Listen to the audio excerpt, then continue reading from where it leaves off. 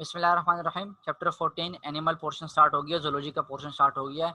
Transport इन animals से आज हम स्टार्ट कर रहे हैं। जैसे अभी यहाँ तक हमने पढ़ा प्लांट्स के अंदर ट्रांसपोर्ट के बारे में हमने पढ़ा, सेंट ऑफ सेप वगैरह सारी चीज़ें हमने पढ़ी।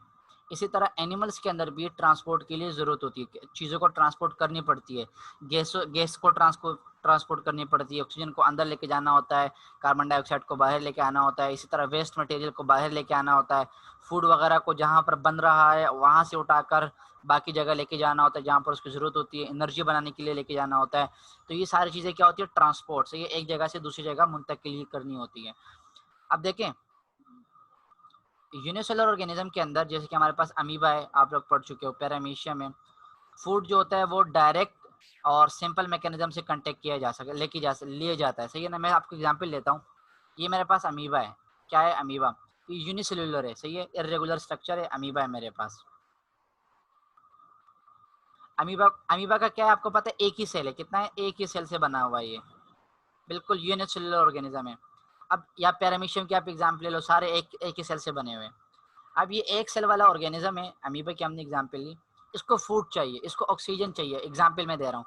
तो इनकी ये बॉडी जो सरफेस है, ये ऊपर वाली सरफेस है, ये बॉडी ये परमेबल होती है ऑक्सीजन के लिए। तो ऑक्सीजन डायरेक्ट डिफ्यूज होकर अंदर आ सकता है। यहाँ से भी ऑक्सीजन डायरेक्ट डिफ्यूज होकर अंदर आ सकता है, यहाँ से भी ऑक्सीजन डायरेक्ट डिफ्यूज होकर आ सकता है। इसी तरह फूड भी डायरेक्ट आ सकता है। फूड अगर इसको चाहिए तो ये यहाँ से वो अपना पैरापोडिया बना के जाना क्या करेगा, यहाँ से फूड को उठा लेगा, फूड को उठा लेगा, सही है। अब एक ही सेल है, फूड चाहिए था, एक ही सेल को चाहिए होगा, ऑक्सीजन चाहिए, एक ही सेल को चाहिए होगी। उस सेल को तो मिल गई, अब आगे जाने की जरूरत है नहीं। तो ये बिल्कुल सिंपल मैकेनिज्म होता है जिसको हम क्या कहते हैं, डिफ्यूजन कहते हैं। क्या कहते हैं? डिफ्यूजन। उसी के जरिए ये यूनिसेलुलर ऑर्गेनिज्म क्या करते हैं, फूड और गैसेज वगैरह को हासिल करते हैं। तो इनमें बिल्कुल भी मुश्किल कुछ भी नहीं है। ये पेपर में खैर नहीं आता है, आप लोग ऐसे नॉलेज के लिए बता रहा हूँ।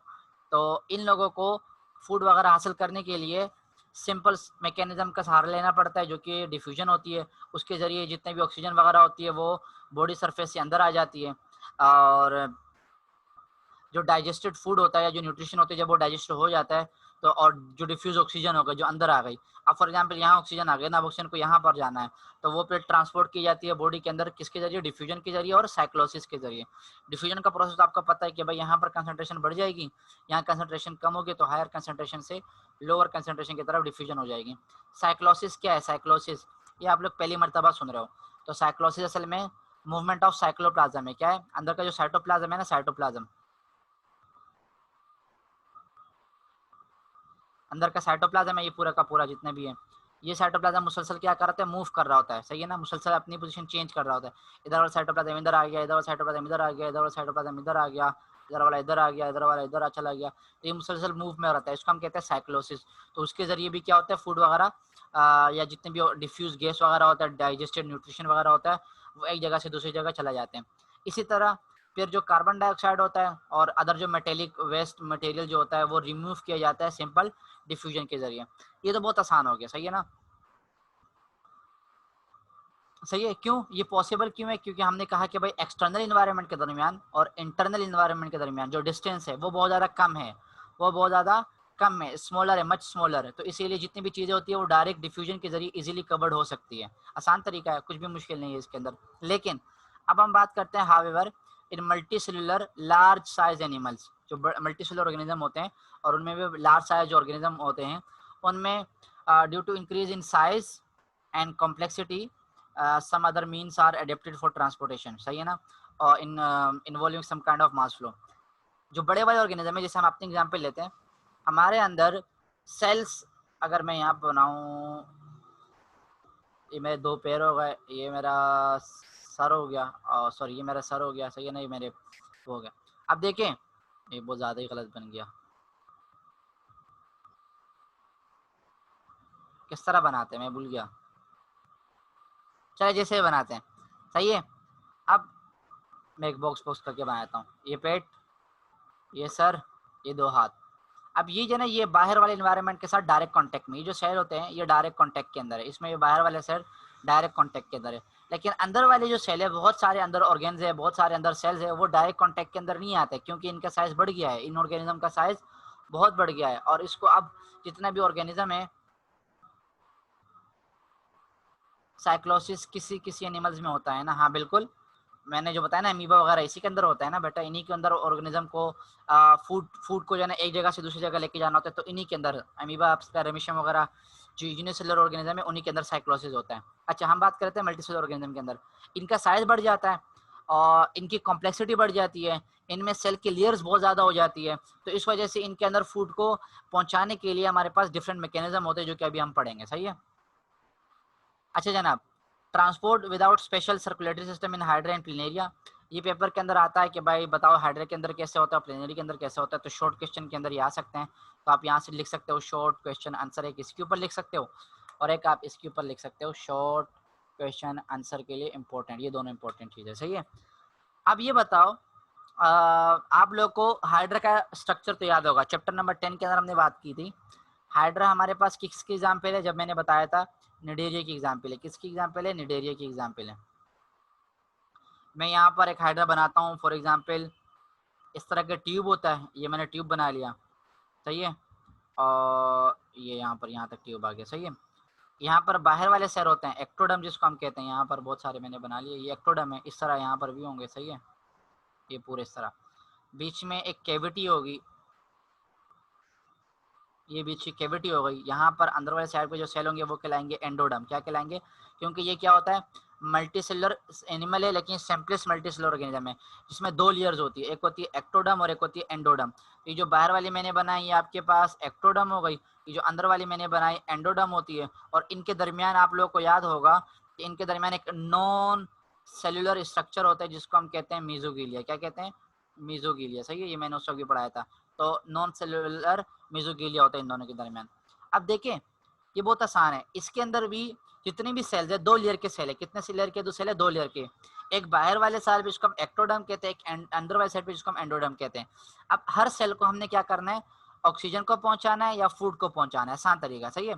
अब यहाँ पर भी बहुत आसान तरीका है, बाहर वाले सेल, जब मैंने उस वक्त पढ़ाया था हाइड्रा तब भी बताया था, वही चीज दोबारा बता रहा हूँ, ये जो बाहर वाले सेल है ये बाहर वाले इन्वायरमेंट, क्योंकि ये बाहर बहुत सारा पानी आया होगा, यहाँ पर बहुत सारी चीजें होगी, ये बाहर वाले इन्वायरमेंट से डायरेक्ट कांटेक्ट में, ये वाला इधर कांटेक्ट में, ये इधर कांटेक्ट में, सारा बाहर वाले एनवायरनमेंट के साथ कांटेक्ट के अंदर है, और अंदर वाले सेल अंदर वाले एनवायरनमेंट के साथ कांटेक्ट में, ये देखिए अंदर वाला एनवायरनमेंट है इसके साथ मुसलसल कांटेक्ट के अंदर है, सही है।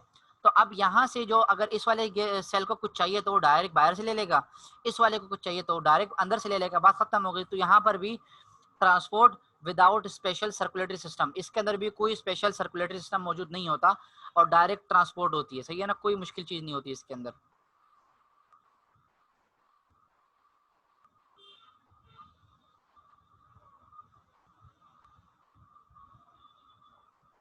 सही है, तो ये बहुत ज्यादा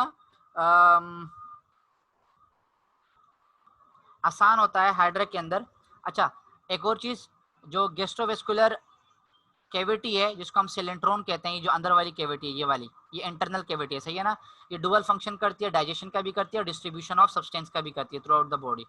अच्छा हाँ, क्योंकि इसके अंदर सिर्फ इनसाइड जितने भी आपके पास फ्लूइड वगैरह होते हैं वो अंदर आएगा, तो और इसके जरिए वो क्या कर सकती है, डिस्ट्रीब्यूशन कर सकती है एंडोडर्म वाले सेल को, सही है, और जो बाहर वाले सेल है वो बाहर वाले के साथ करेंगे। बहुत इनर एंड आउटर लेयर आप बाथित बाय द वाटर, वाटर के साथ मुसलसल कॉन्टेक्ट के अंदर आ रहे हैं, तो इस वजह से। अच्छा moreover it possesses a large surface area to volume ratio, दूसरी बात यह है कि इनका जो सरफेस एरिया होता है वो वॉल्यूम के हिसाब से बहुत बड़ा होता है, सरफेस एरिया। चैप्टर नंबर 13 के अंदर मैंने कहा था कि हमारे पास ऑक्सीजन वगैरह को डिफ्यूज करने के लिए सरफेस एरिया का बहुत बड़ा होना चाहिए विथ रिस्पेक्ट टू वॉल्यूम। तो यहाँ पर वही चीज़ है कि इनका सरफेस एरिया बहुत ज़्यादा बड़ा है। सरफेस एरिया कैसा बड़ा है, देखो इनका वॉल्यूम इतना ही है और सरफेस एरिया का यहाँ से भी आ रहा है, यहाँ से भी आ रहा है, यहाँ से भी आ रहा है, यहाँ से भी आ रहा है, यहाँ से भी आ रहा है, इसी तरह सेम यहाँ से भी आ रहा है, इसी तरह अंदर वाले साइड पे भी आ रहा है, यहाँ से यहाँ से यहाँ से यहाँ से यहाँ से यहाँ से। तो इनका जो सरफेस एरिया है वो बहुत बढ़ गया है और वॉल्यूम इनका कम है, तो यहाँ पर जो ट्रांसपोर्ट होती है बहुत ज़्यादा आसान हो जाती है, सही है ना। और डाइजेस्टेड फूड को भी ट्रांसपोर्ट करना आसान हो जाता है, ऑक्सीजन को, कार्बन डाइऑक्साइड को, और इस तरह मेटाबॉलिक वेस्ट को बाहर निकालना भी आसान हो जाता है। दूसरी बात हम कर रहे हैं प्लेनेरिया के बारे में। प्लेनेरिया हमारे पास ट्रिप्लोब्लास्टिक है। ट्रिप्लोब्लास्टिक का मतलब क्या हो गया, 3 लेयर हो गई, एक्टो, मीजो और एंडोडर्म हो गई, सही है। लेकिन ये भी सिंपलेस्ट होता है, much larger and complex animal with dorso ventrally compressed body. उससे तो खैर कॉम्प्लेक्स ही होता है हाइड्रा से, लेकिन बाकी ऑर्गेनिज्म से ये आपको पता प्लेनेरिया किसकी एग्जांपल है, प्लेटियलमेंथिस की, जब मैंने कहा था कि आप लोग को याद रखनी है, सही है। अच्छा, इनकी जो बॉडी होती है वो डोर्सो वेंट्रली कंप्रेस्ड होती है, चिपटी हुई बॉडी होती है। क्या होती है? चिपटी हुई बॉडी होती है। अब चिपटी हुई बॉडी है, देखो एक बॉडी इस तरह से, सही है, तो यहाँ पर सेल मौजूद है, बहुत सारे सेल मौजूद है, यहाँ पर बीच में भी बहुत सारे सेल मौजूद है, यहाँ पर भी मौजूद है, यहाँ पर भी मौजूद है, यहाँ पर भी। लेकिन अब यहाँ तो डायरेक्ट कांटेक्ट के अंदर आ रहे हैं, लेकिन ये वाले सेल को कुछ भी नहीं मिल रहा, यहाँ पर भी। लेकिन इनकी बॉडी क्या है? इस तरह होती है, रिबन लाइक होती है और चिपटी हुई होती है। क्या होती है? चिपटी हुई होती है। यहाँ सेल मौजूद है, यहाँ सेल मौजूद है, यहाँ सेल मौजूद है, यहाँ सेल मौजूद है, और इस तरह दूसरे वाले साइड पर भी मौजूद है। तो ये वाले सेल इस वाले के साथ कांटेक्ट में आ रहे हैं और पीछे वाले जो होते हैं वो पीछे वाले के साथ कांटेक्ट के अंदर आ रहे हैं। तो डायरेक्ट कांटेक्ट के अंदर आ रहे हैं एक्सटर्नल इन्वायरमेंट के। इनके जो सेल्स होते हैं वो क्लोज होते हैं एक्सटर्नल इन्वायरमेंट की वजह, एक्सटर्नल इन्वायरमेंट को, क्यों? कंप्रेस बॉडी की वजह से, सही है। तो गैसेस एक्सचेंज जो होता है वो डायरेक्ट डिफ्यूजन के जरिए होता है जनरल बॉडी सरफेस से, और ट्रांसपोर्ट ऑफ डाइजेस्टिव फूड जो होता है बॉडी सेल्स के अंदर वो place by combining diffusion process with special organisation of intestine. Intestine मौजूद होता है, special organisation of the intestine, और बाकी डिफ्यूजन के जरिए ही होता है, सही है। Planaria possesses externally branch intestine, हमने बात की थी, जो इनका जो इंटेस्टाइन होता है ये फॉर एग्जांपल इसके अंदर ये पूरा का पूरा इंटेस्टाइन जा रहा है, फिर ये सेल के अंदर मजीद जाके इधर इधर उधर हुआ होता है, सही है ना। ये ब्रांच होता है मुसलसल, यहाँ से ब्रांच, फिर इसके यहाँ से ब्रांच, यहाँ से ब्रांच, यहाँ से ब्रांच, ये बीच में गट है पूरा का पूरा, सही है। अब ये जो ब्रांच सिस्टम है इसके जरिए क्या होता है? These branches reach very close to other cells, सही है ना। जितनी भी बॉडी के सेल्स है वहां तक ये सारे ब्रांचेस चले जाते हैं और वहां पर क्या कर सकते हैं? डाइजेस्टेड फूड को वहां तक पहुंचा सकते हैं इस डाइजेस्टिव ट्यूब के जरिए, सही है। तो ये बहुत ज्यादा आसान हो गया, किसके जरिए? डिफ्यूजन प्रोसेस के जरिए। तो यहाँ पर भी जो मटेरियल है उसको पहुंचाना भी आसान है और ऑक्सीजन को पहुंचाना भी आसान है। अब हम बात कर रहे हैं कि सर्कुलेटरी सिस्टम तो होता नहीं है, प्लानेरिया है नो सर्कुलेटरी सिस्टम, सही है, ट्रांसपोर्टेशन के लिए। डाइजेस्टिव फूड तो हो गया, गैस एक्सचेंज भी हो गया, तो आसान है। तो हमने कहा कि भाई बॉडी चिपटी हुई होती है। अब हमारे पास बात करते हैं कि भाई जो इसका जो वेस्ट मटेरियल होता है, या जो वाटर होता है, या जो नाइट्रोजन वेस्ट मटेरियल होता है, उसको बाहर लेकर कौन आएगा? तो उसके लिए इसके अंदर एक स्पेशल मौजूद होता है, स्पेशल सिस्टम मौजूद होता है, ऑर्गन मौजूद होता है, जिसको हम कहते हैं प्रोटोनेफ्रिडिया। क्या कहते हैं? प्रोटोनेफ्रिडिया, ये लिखा हुआ है प्रोटोनेफ्रिडिया। तो इसके जरिए हम क्या कर सकते हैं? वेस्ट मटेरियल को और वाटर को, एक्सेस वाटर जो हमारे पास है या जो नाइट्रोजन वेस्ट मटेरियल है, इसको हम यहाँ से बाहर लेकर आ सकते हैं, सही है, प्रोटोनेफ्रिडिया के जरिए,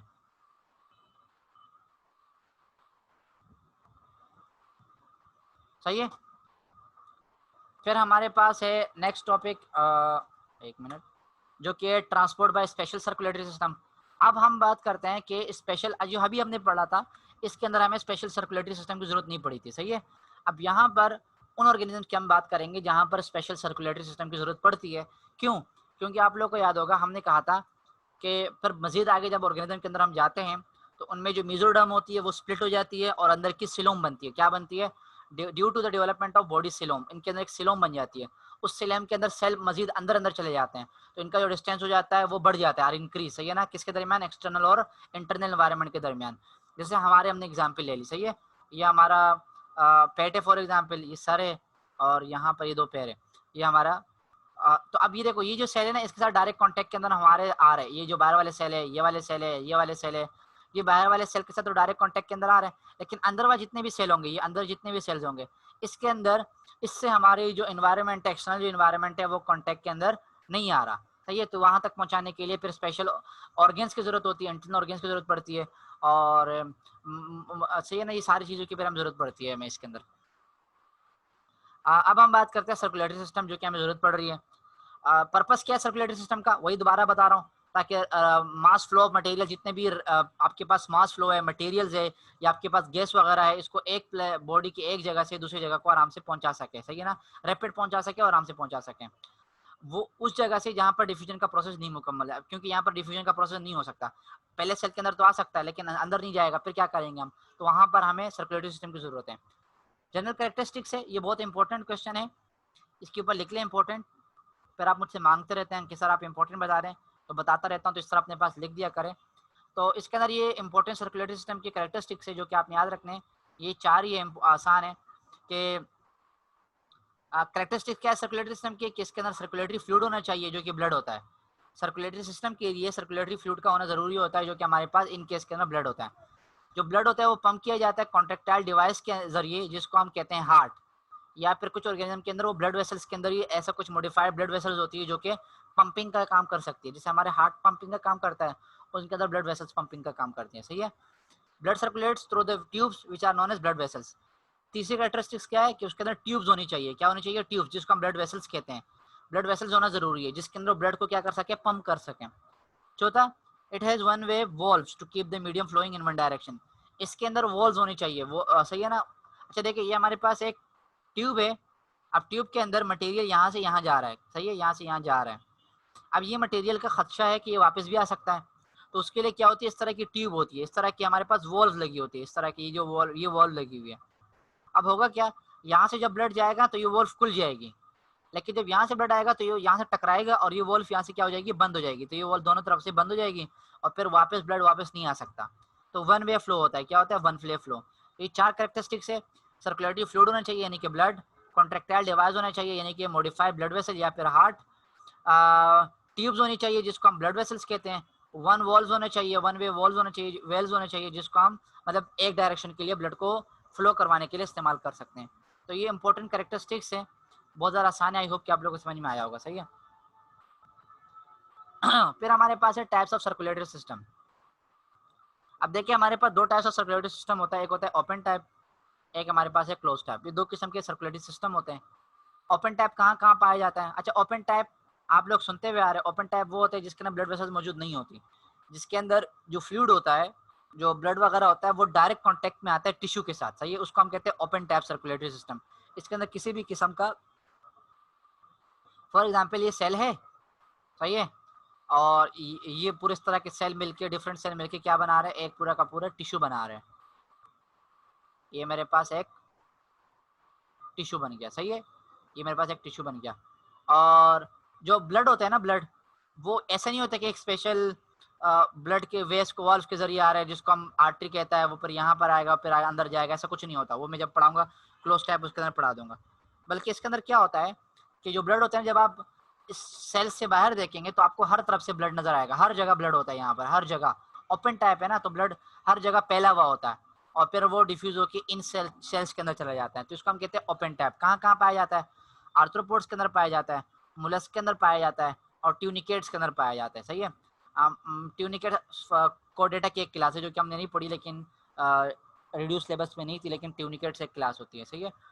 मुलस्का के अंदर, सब मुलस्का के अंदर नहीं पाई जाती, एक क्लास होती है उसके अंदर नहीं पाई जाती, उसके अंदर क्लोज टाइप पाया जाता है। मैं डायरेक्ट आप लोग को यहीं से पढ़ा देता हूँ। क्लोज टाइप सर्कुलेटरी सिस्टम होता है, तो एनिलिडा के अंदर होता है, एकाइनोडर्मेटा के अंदर होता है, और ये सेफेलोपोडा। ये सेफेलोपोडा जो हमने कहा था इनके जो फुट होते हैं वो हेड पर लगे होते हैं, सेफेलोपोडा, और वर्टिब्रेट्स इनके अंदर क्लोज टाइप पाया जाता है। ये जो सेफेलोपोडा है ये बेसिकली क्लास है, किसकी क्लास है? मुलस्का के अंदर। मुलस्का के अंदर एक क्लास थी। तो ये एमसीक्यूज के लिए बहुत ज़्यादा इंपॉर्टेंट है, एमसीक्यूज के लिए अपने पास लिख दें, ये एमसीक्यूज के लिए बहुत ज़्यादा इंपॉर्टेंट है। मुलस्का की वो कौन सी क्लास है जिसके अंदर क्लोज टाइप सर्कुलेटरी सिस्टम पाया जाता है या जिसके अंदर ओपन टाइप सर्कुलेटरी सिस्टम नहीं पाया जाता? तो ये बहुत ज़्यादा इंपॉर्टेंट एमसीक्यूज के तौर पर आ सकता है आप लोगों के लिए, तो आप लोगों को याद रखना है। ये वो कौन सा है हमारे पास? वो है सेफेलोपोडा। क्या है? सेफेलोपोडा, सही है। अच्छा जनाब, जो ब्लड होता है वो सर्कुलेट करता है ओपन ब्लड साइनसेस के अंदर, मतलब कोई ट्यूब वगैरह नहीं होती, लेकिन ओपन ब्लड साइनसेस के अंदर जो आपके पास जो ब्लड फ्लो करता है उसको हम साइनसेस कहते हैं, वहाँ पर ब्लड फ्लो कर रहा होता है पूरा पूरा, और वो बात कर रहा होता है सराउंडिंग टिश्यू को, मतलब सारे टिश्यूज को बात कर रहा है, सही है, सारे टिश्यू तक वो जा रहा है, उनके साथ कॉन्टेक्ट के अंदर आ रहा है, सही है। इनके अंदर जो अच्छा एक और चीज़ बता रहा हूँ, ये हमारे पास क्लोज टाइप सर्कुलेटरी सिस्टम में क्या होता है कि हमारे पास सेल है, सही है, ये हमारे पास इस तरह के 2-3 सेल्स होते हैं, मुख्तलिफ किस्म के सेल होते हैं। जो ब्लड आता है वो आता है आर्टरी के जरिए, सही है, फिर आर्टरी आर्ट्रियोल्स के अंदर डिवाइड होती है और फिर वो आर्ट्रियोल्स मजीद जाके कैपिलरीज के अंदर डिवाइड होती है और कैपिलरीज फिर इनके अंदर वापस जाती है और यहाँ से फिर वापस कैपिलरीज बाहर निकल के वेन्यूल्स बनाती है और वेन्यूल्स मजीद आगे जाके वेन्स बनाती है और वेन्स आगे जाके वेना केवा बनाती है जो कि दोबारा हार्ट तक जाती है, सही है, हार्ट, और ये आर्टरी भी हार्ट से ही आगे जाती है। अब इसके अंदर क्या होता है कि ब्लड पूरे के पूरे एक ट्यूब्स के अंदर जो है ना मूव कर रहा होता है, किसके अंदर? क्लोज टाइप सर्कुलेटरी सिस्टम के अंदर। आर्टरी, आर्ट्रियोल्स, फिर कैपिलरीज, कैपिलरीज से फिर ये जो पूरे ब्लड आपके पास जो टिश्यू बना है इसके अंदर जाता है, फिर वहां से वापस निकल के हार्ट तक जाता है। तो ब्लड जो है ना वो ट्यूब्स के अंदर, वेसल्स के अंदर मूव कर रहा है, सही है। तो सेल्स के अराउंड एक फ्लूइड होता है जिसको हम कहते हैं इंटरस्टिशियल फ्लूइड। क्या कहते हैं हम उसको? इंटरस्टिशियल फ्लूइड कहते हैं। सेल के अराउंड फ्लूइड होता है जिसको हम क्या कहते हैं? इंटरस्टिशियल फ्लूइड कहते हैं, सही है। किसके अंदर होता है ये? ज्यादातर जो खास तौर पर होता है ये मौजूद होता है हमें जो वाजे नजर पर नजर आता है वो क्लोज टाइप सर्कुलेटरी सिस्टम होता है, क्योंकि उसके अंदर ब्लड अलग हो जाता है और इंटरस्टिशियल फ्लूइड अलग होता है। लेकिन इनके अंदर क्या होता है, इनके अंदर कोई डिफरेंस नहीं होता। जो ब्लड वे साइनसेज है वो हमारे पास हेमोसील कहलाती है पूरी की पूरी कलेक्टिवली, जो हम कहते हैं ब्लड साइनसेज जितने भी है, सही है। फिर इनके अंदर कोई डिफरेंस नहीं होता किसके अंदर, ब्लड के अंदर और इंटरस्टिशियल फ्लूइड के अंदर, ओपन टैप सर्कुलेटरी सिस्टम के अंदर, क्योंकि हमने कहा कि यहाँ पर जो इंटरस्टिशियल फ्लूइड है वो कांटेक्ट के अंदर आ जाएगा ब्लड के अंदर, क्योंकि ब्लड भी आ रहा है और यहाँ से इंटरस्टिशियल फ्लूइड भी आ रहा है, तो दोनों आपस में मिक्स हो जाएंगे, सही है। तो इनके अंदर कोई डिफरेंस नहीं होता, इसलिए इनका जो बॉडी फ्लूइड होता है वो, इसको हम क्या कहते हैं, हीमोलिम्फ कहते हैं। क्या कहते हैं, हीमोलिम्फ, जो कि व्हाइट कलर का नजर आता है, सही है। जो ब्लड होता है वो पंप किया जाता है हार्ट के जरिए, जो कि फिर आर्टरीज के अंदर जाता है। आर्टरीज फिर बॉडी साइनसेस के अंदर खुल जाती है और फिर वहां पर वो दोबारा से हार्ट के अंदर आता है। इसका डायग्राम मैं आपको दिखाता हूँ, ये डायग्राम आप देख लीजिए, ये वाली जो डायग्राम बनी हुई है ये बहुत इंपॉर्टेंट है, इसी की डायग्राम बनी हुई है। देखो ये हार्ट है, हार्ट से ब्लड जा रहा है आर्टरीज के अंदर, ये आर्टरीज बनी हुई है, जो बनी हुई है ना ये आर्टरीज बनी हुई है। क्या बनी हुई है, आर्टरीज। हार्ट से बढ़ गया आर्टरीज के अंदर, आर्टरीज के अंदर से ये पूरा का पूरा ये यहाँ पर टिश्यूज मौजूद होते हैं, जिसको हम साइनसेस कहते हैं। क्या कहते हैं, ब्लड साइनसेस कहते हैं। यहाँ पर बहुत सारे सेल मौजूद होंगे, यानी टिश्यूज मौजूद होंगे बहुत सारे, सही है। यहाँ पर ब्लड डायरेक्ट यहाँ इनके साथ कांटेक्ट में आएगा और यहाँ से फिर दोबारा वो आर्टरी के जरिए होता हुआ हार्ट में चला जाएगा। तो आसान तरीका है, कोई मुश्किल नहीं है। हार्ट से आर्टरी, आर्टरी से साइनसेस और साइनस से दोबारा हार्ट, सही है। तो ये पूरा लिखा हुआ है, बैक इनटू द हार्ट। अच्छा, इनका जो डिस्ट्रीब्यूशन होता है ब्लड का वो पुअरली कंट्रोल होता है, क्योंकि अगर वो ट्यूब के अंदर होता है तो हम उसको कंट्रोल कर सकते थे, लेकिन वो ट्यूब के अंदर नहीं है तो उसको कंट्रोल नहीं किया जा सकता।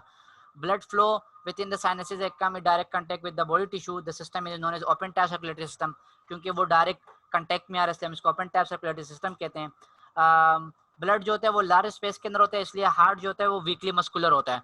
हार्ट इतना ज्यादा काम नहीं करता, मस्कुलर नहीं होता बहुत ज्यादा, क्योंकि वो लार्ज स्पेस के अंदर है। अब देखें ना, एक हमारे पास जो पाइप होता है जब उसके ऊपर उंगली रखते हैं तो उसका प्रेशर क्या होता है, बढ़ जाता है।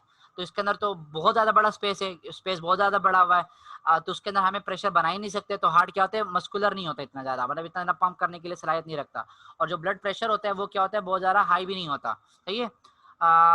यही लिमिट होती है जो कि इसकी एफिशिएंसी को बहुत ज्यादा कम करती है। ये सारी लिमिट्स हैं हमारे पास ओपन टैप सर्कुलेटरी सिस्टम की, इसीलिए ये बड़े एनिमल्स के अंदर पाया नहीं जाता।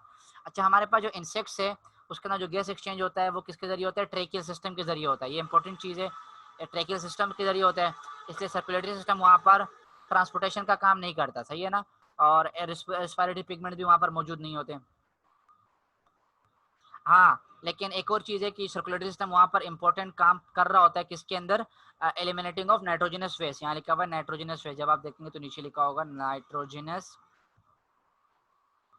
Waste material. तो आपको ये पता होना चाहिए कि जितने भी स्मॉल ऑर्गेनिज्म है उसके अंदर ये सारा काम होता है, लेकिन जो आपके पास इंसेक्ट्स होते हैं उनके अंदर ट्रेकियल सिस्टम काम कर रहा होता है, सही है ना, ट्रांसपोर्टेशन वगैरह का।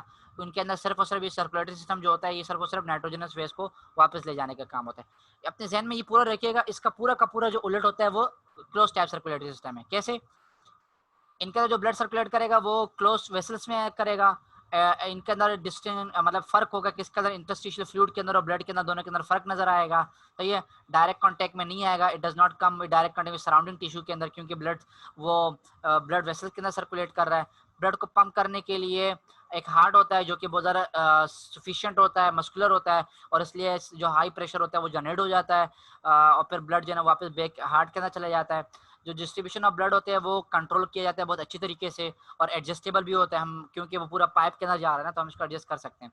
जो एक्सचेंज ऑफ मटेरियल होता है वो आर्टरीज के जरिए नहीं होता, बल्कि वो छोटे छोटे वॉल्स के अंदर डिवाइड हो जाते हैं। मजीद जो ब्लड वेसल जिसको हम कहते हैं ब्लड कैपिलरीज, उसके जरिए होता है, जो कि फिर ऑर्गन्स के अंदर जाता है और ऑर्गन्स के अंदर जाके वो फिर बॉडी सेल्स के अंदर चला जाता है और वहाँ पर वो डिस्ट्रीब्यूशन होती है, सही है।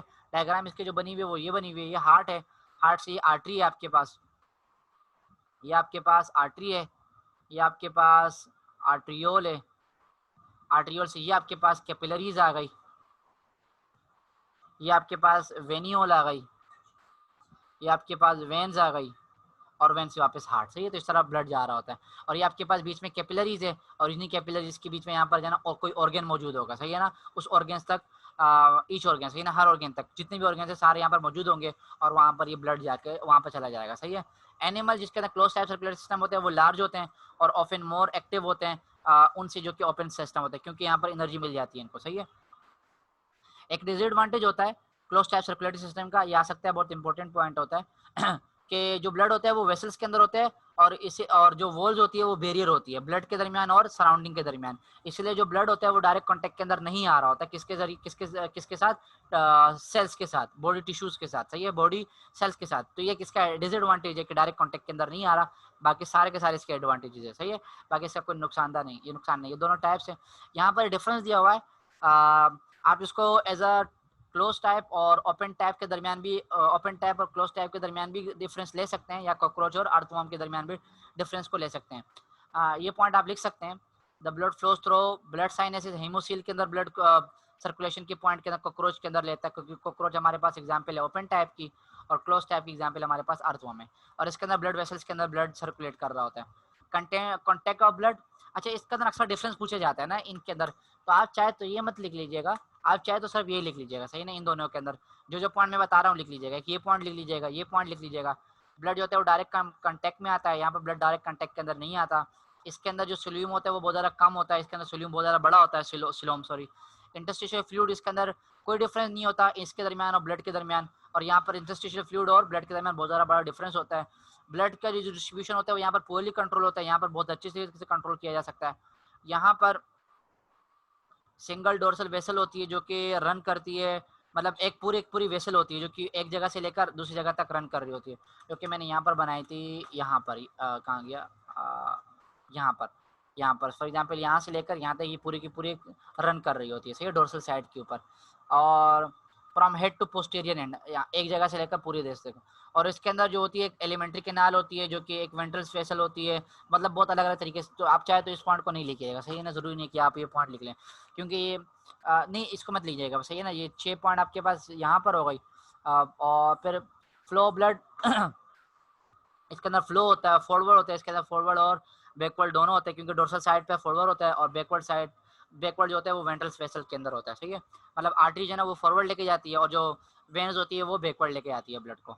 हार्ट, इसके अंदर मॉडिफाइड हार्ट होता है, इसके अंदर 13 चेंबर होता है, ये पॉइंट भी मत लिखिएगा। और इसके अंदर क्योंकि ये ज़्यादातर जो बात की गई है ये असल में इंसेक्ट के बारे में बात की गई, किसके बारे में बात की गई, इंसेक्ट के बारे में, स्पेशली कॉकरोच के बारे में। 13 चेंबर हार्ट होता है, हमारे अंदर 13 चेंबर नहीं होता। और ये पॉइंट भी लिख लीजिएगा, इसके अंदर जो 7, 9, 10 और 13 जो सेगमेंट है उसके अंदर हार्ट मौजूद होते हैं। वेन्स और कैपिलरीज का पॉइंट जरूर लिखिएगा, इसके अंदर एब्सेंट होते हैं, इसके अंदर प्रेजेंट होते हैं।